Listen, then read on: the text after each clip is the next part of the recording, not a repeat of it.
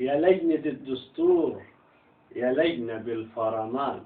متعينة بمنشور والكل فيها مهان،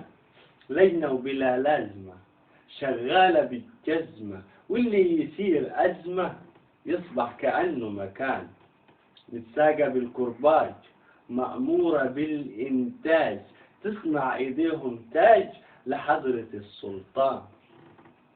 جلستها سرية ما هي شلة حرامية، طبخينها ملوخية ولا طبخت إنسان، أعضائها تاجر دين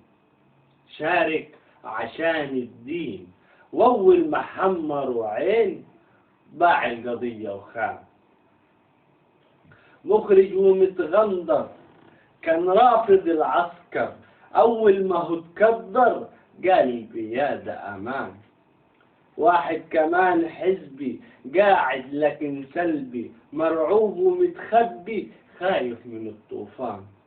وأخينا ليبرالي بيقول وانا مالي، كل اللي يملالي حقوله أصلي جبان، في الوسط رقاصة مسكاننا في رصاصة بتقول دي مصاصة حلوة بطعم الجنان، ووراها شيخ أزهر خايف من العسكر بيقول يا رب استر عديها ده أنا غلبان، وجنبه إنسانة والمهنة فنانة مكشوفة عريانة قبضوها في الأركان، مطرب وبيغني وفي دوره مستني، لو عسكري يهني عمري ما أكون زعلان، فيها كمان قديس باع اسم دينه رخيص بيقول أنا قسيس لحضرة السلطان، فيها كمان حشاش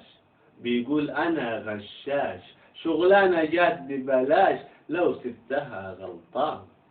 ورئيسها ملهوش لون على أي لون بيكون، بس المهم يكون رئيس ولو برفان، أيا لجنة الطرابيش